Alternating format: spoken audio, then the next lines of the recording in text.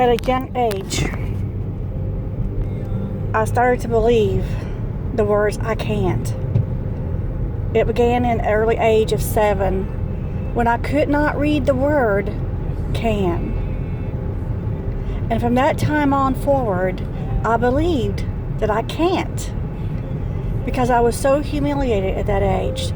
And then the enemy used people around me to validate those words to me, meaning to or not, but that was my perception. I perceived the words that they spoke to me, that I was not good enough, I was not smart enough, I was not fast enough, I was not talented enough.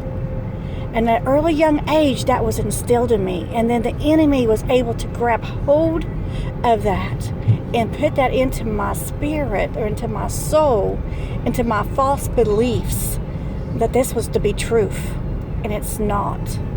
Because as I started to grow and go through certain things in my life, and for some reason, I had to go through a lot of physical pain. From an early age, I started having major surgeries.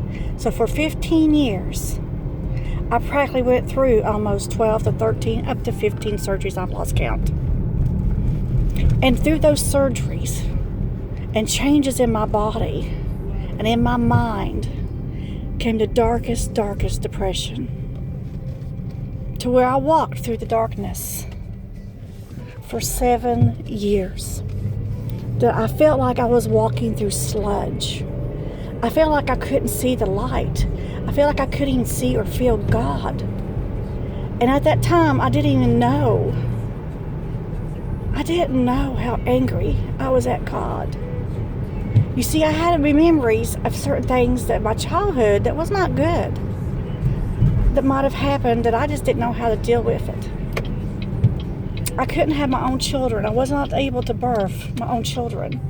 I couldn't have babies. And I was angry at God. Was I a bad person too? God, you believe I'm bad too? That I couldn't even birth my own children. So I started believing I wasn't even good enough to have children, that God didn't even trust me to have my own children. But then the other part of me, like, Lord, I'm a good person. I know I am. I love people. I'm kind-hearted. But why can't all these other people have babies and be, on drugs and criminals and dropping out these babies? They don't even want them and take care of them. They abuse them. And yet I know I have a husband that I would love a baby. That was not God's plan, but at the time I couldn't understand. But then God brought us 2 little girls. We adopted 2 little sisters. They were 4 and 5. And they had some issues, I'm not gonna lie. They had some issues. And that was another struggle, going through all that. And my depression just kept getting deeper and deeper, to where the darkness was consuming me. I feel like, Lord, I don't know if I want to live. I just felt so hopeless. I don't know why, but that hopelessness just consumed me. I'm not going to lie. There was times I took a cocktail of medicine, of pain medicine, a few things and this and that. And my excuse was, I just want to go to sleep. I don't want to kill myself. I just want to go to sleep. And we know that's not who I am. But the enemy had me so convinced that I wasn't good enough to live. I wasn't good enough to be a mom. I wasn't smart enough to go to college. But I got the help I needed. I found the counselors that were Christian counselors that gave me the encouragement, gave me the words, helped me to heal, and helped me to see that I had to get over my anger toward God, and toward all these things that happened to me.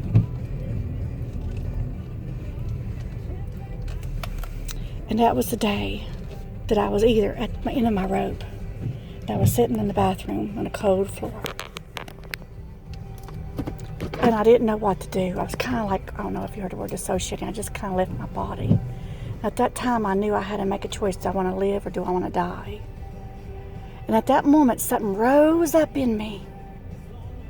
It rose up in me, and I said, Lord, take all this negative things that's happened to me, Lord, and turn it around for your glory, so I can help other people who have suffered in depression and who chronic pain or even addiction to pain pills. Lord, use me. And that was the minute. It's like, the light came on and God was going, boy, it's about time, Debbie, you surrender your pain and give it to me to help you heal. That is the moment I started healing. And it wasn't easy, but it took some time. But I was on my path of healing. I was starting to step out of the dark sludge, and I was starting to step into God's light and step into God's healing and God's love. And He's the one that healed me fully. And as I have a personal relationship with the Lord, and started growing closer and closer, and start even utilizing the gifts that God had given me to help other people. And yes, I graduated with a 3.85 of a master's degree, a 4.0 in my undergraduate, and now I have my own private practice. So yes, I can do all things through Christ who resides in me. When we decide to come out of that darkness and walk into the light, into His full love and His full mercy and His full grace, He will reach His hand down in that darkness and pull you out. He will pull you out like He pulled me out. And He will use you mighty, because each one of you have a calling. I had a calling on my life, but the enemy kept saying, no, you can't. You can't. You're not smart enough to read the word can. But guess what, enemy? I can, and I did. Thank you.